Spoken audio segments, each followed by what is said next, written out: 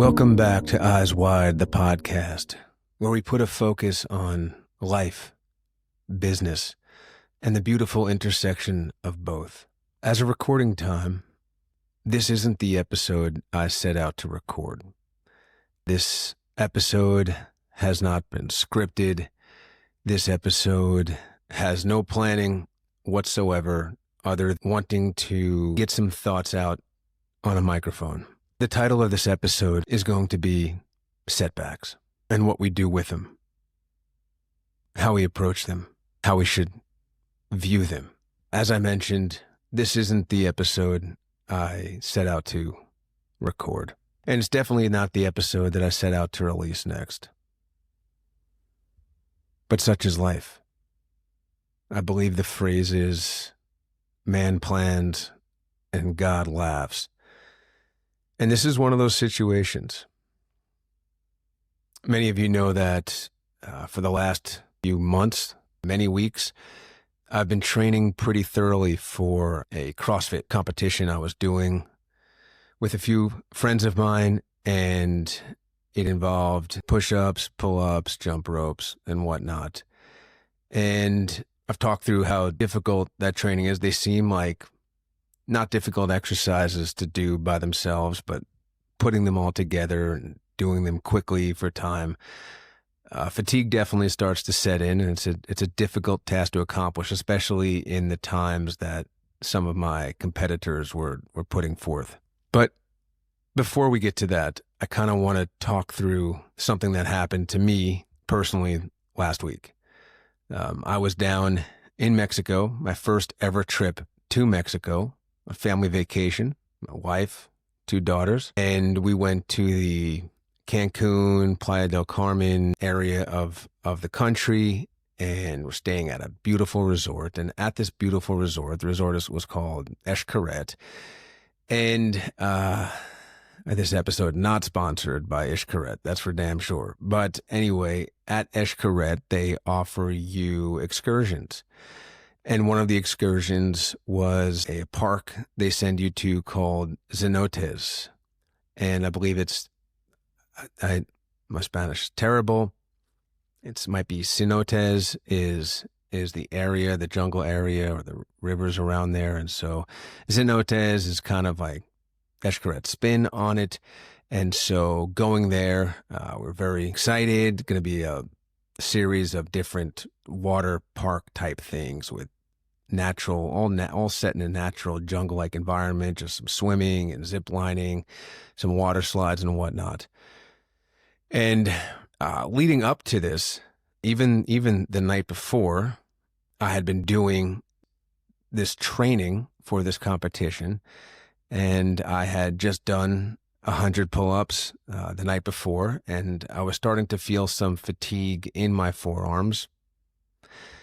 I've come to know what fatigue in your forearms means, what that actually translates to, so we can definitely have a future conversation on that, or I can offer advice to anyone else who may be experiencing said forearm fatigue or pain.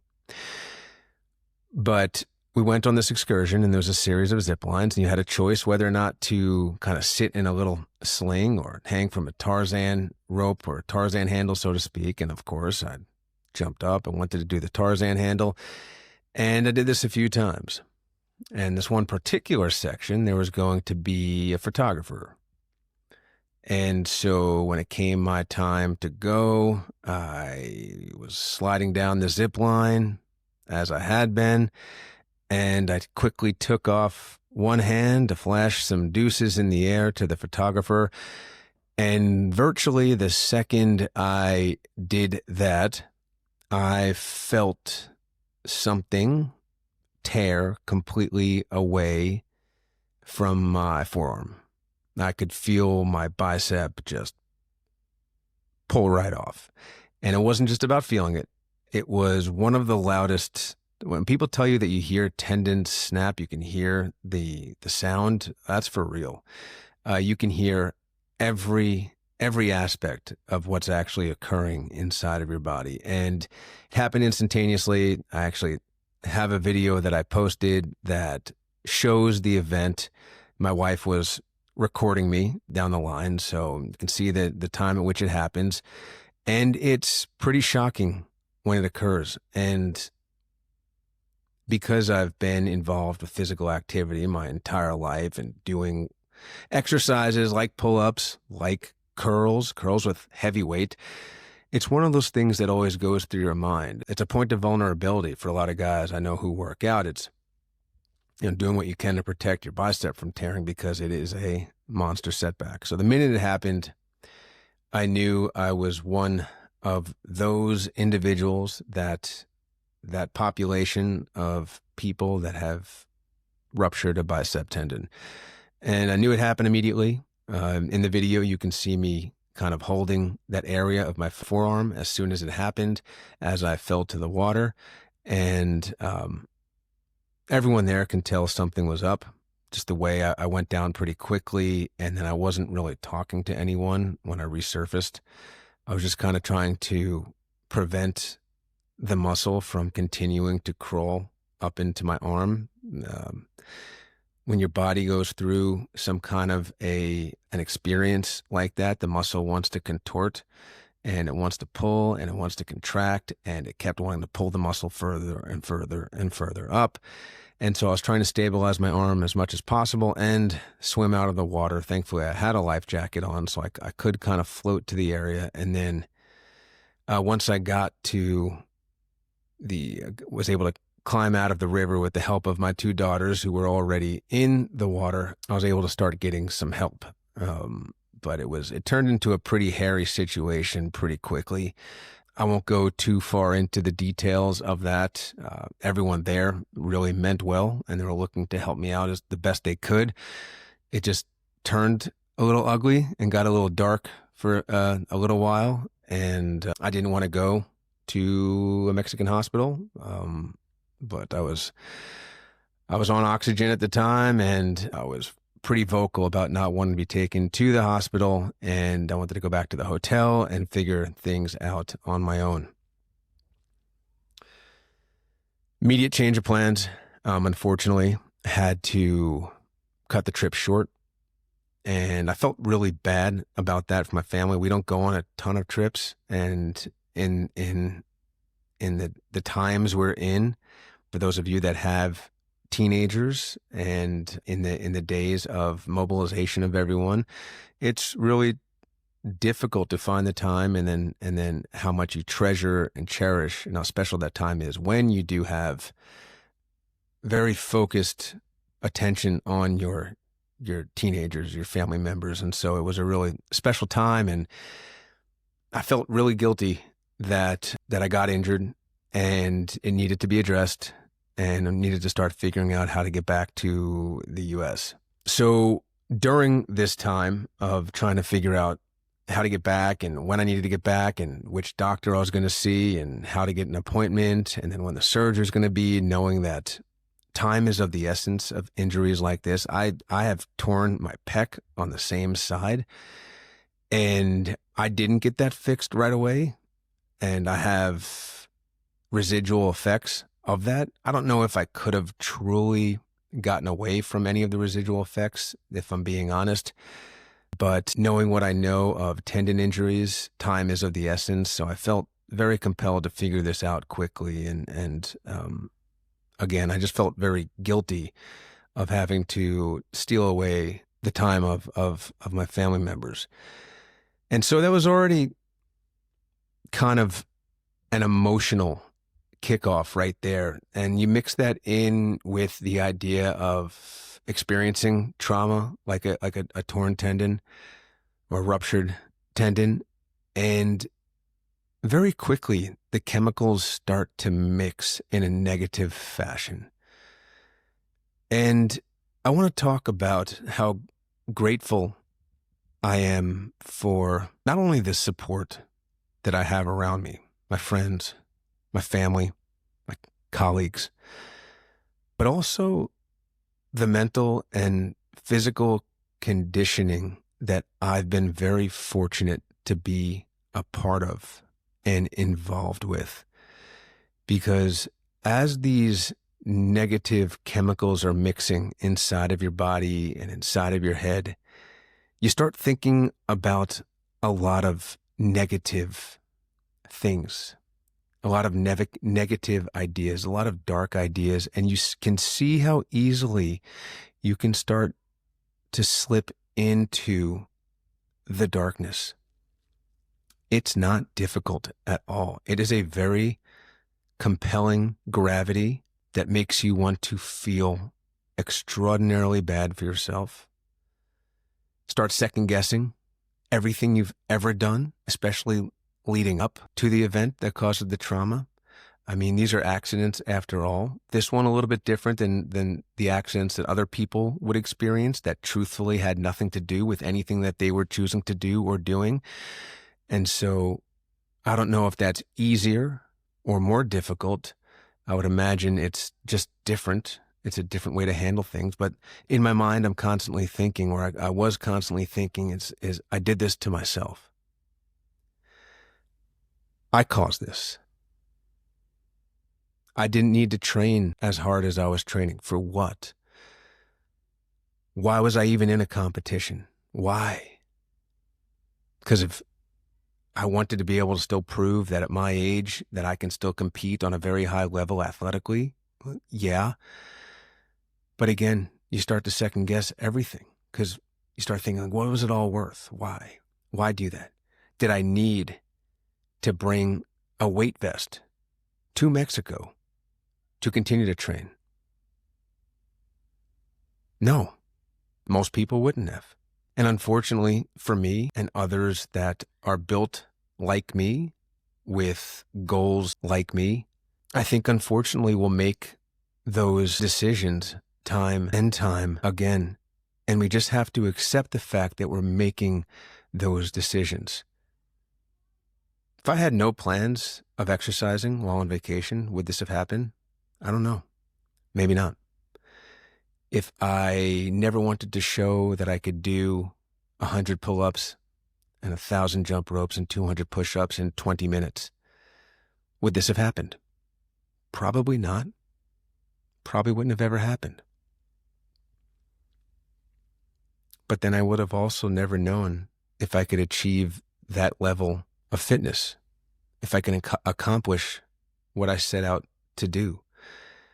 And it's why we can't second guess certain decisions in the spirit of trying to better ourselves. If you continue to live a life of persistence and dedication and diligence, you will experience setbacks. They are unavoidable. Because as you live a life of working to find your edges or finding your edges and figuring out ways to move past those edges, you will take it on the head. They will happen. And we have to be prepared, not thinking that they're going to happen, but be prepared to accept when they occur. I kept thinking about so many different people, especially this year in the NBA playoffs, watching Jason Tatum tear his Achilles and the emotions he must have been going through, knowing that he was now going to miss the following season. And then Tyrese Halliburton does the exact same thing. Thought of Kevin Durant doing it a few years earlier. And then the ultimate vision of someone tearing their Achilles and the gravity of it all and the aftermath is when Kobe Bryant tore his Achilles and he got up there and he sunk his 2 free throws and then quietly walked off the court, knowing damn well that this was going to be a very big uphill battle for him. And I've been thinking through all of these things. And look, the truth of the matter is, I ruptured my bicep. Does it suck? Yeah. Is it going to be a difficult comeback? Sure. I've been trying to really gauge what that looks like, what the rehab looks like, what the pain level is going to be, how quickly I can start to get back at doing the things that I want to do. What does it mean to push correctly? What does it mean to push too hard? How do I start doing benefit versus possible damage? Those are all questions I have, and I want to make sure that I walk that fine line, but I will work to walk that fine line because it's the only way I know how to live, and I'm going to continue to push and get back as strong as I possibly can. But again, I rupture my bicep. There's a lot of people going through a hell of a lot worse, a lot bigger mishaps, a lot bigger setbacks. And my heart truly goes out to people that experience these setbacks, physical setbacks, mental setbacks, business setbacks. They're not easy to deal with. And while I don't wish these setbacks on anyone, the truth is you'll never know if you're capable of a comeback if you don't experience the setback. They are not 100% intertwined. You can be a very capable, a very progressive person with your approach to life and not have experienced any kind of remarkable setup. But I will say that, like, a good singer typically has to go through some difficulties in life. Someone that's trying to live a life accelerated, and at a very high level, I don't know if you can truly unlock all of the potential that lies within you if you don't experience some sort of a setback, some sort of a real kick in the gut, a kick in the teeth, something that allows you to have to pick yourself back up and say, well, I guess we got to do it again. I guess we got to start from scratch.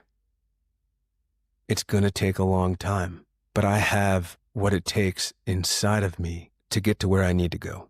And as I'm working to fully pull myself out of the darkness, out of being scared, thinking of the surgery I'm about to have, there is one more thought that does creep in. And that thought is, especially someone who has experienced setbacks, not just physical, business-wise, time and time again.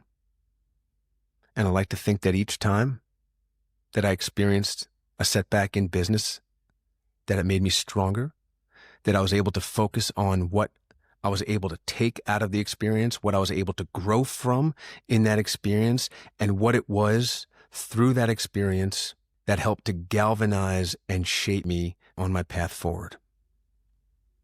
But I've been at the top of the top. Everybody loving me.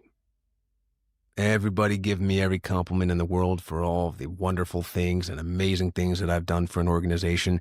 And then I've been at the other side of it. I've gone from this to this overnight with someone letting me know, thank you very much for all that you've done. But unfortunately, we're going to go in another direction now. Some may say that one stings harder than a ruptured bicep.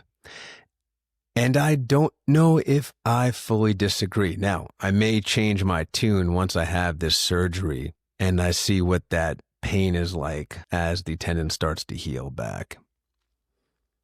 I may change my tune, but they both hurt in different ways. But I'll tell you this. Those experiences, this experience, I'm going to figure out how to be grateful for it, how to be grateful for all of them. Because who knows what comes out of this? Who knows who I meet? Who knows what I accomplish? Who knows what new mental capacity I develop in rehabbing, in reworking, in rebuilding? I don't know. Time will tell. But I'm strong enough in the mind to know that I have to embrace the good and the bad because it makes me, me. The same way everything in your life the good, the bad, makes you, you. And you may be listening to this and say to yourself, no, duh, that's nothing profound. It's not profound. It's nothing special. But I want you to really think about it, and I want you to really hear it, because each of us only get to claim to be an individual when we have individual experiences. And the whole idea of individual experiences is taking it all in. Not just the glossy social media posting good, but all the little details and nuances and difficulties and setbacks and problems and negatives that, even though difficult, got you to where you are today. And be grateful for that. Because the truth of the matter is, as we go through these days, as we go through these months, as we go through these years, you will eventually have your last setback. And your last setback, unfortunately, will follow your last comeback. So we have to keep fighting. There always has to be a comeback.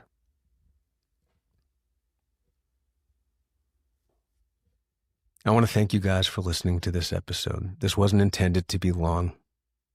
I just wanted to share a few of my thoughts off the cuff, just riffing. And if any of this resonated with you, or if any of this has potentially helped get you out of a dark place you're in, go ahead and subscribe. This way you don't miss future episodes as they drop. And if you could, I'd really appreciate you to share this with a friend who could maybe benefit from listening to this as well. As always, this life is what you make of it. The future you is waiting to meet the current you. Continue to keep the promises you make to yourself and fight like hell to bring your tomorrow into today. Until we speak again,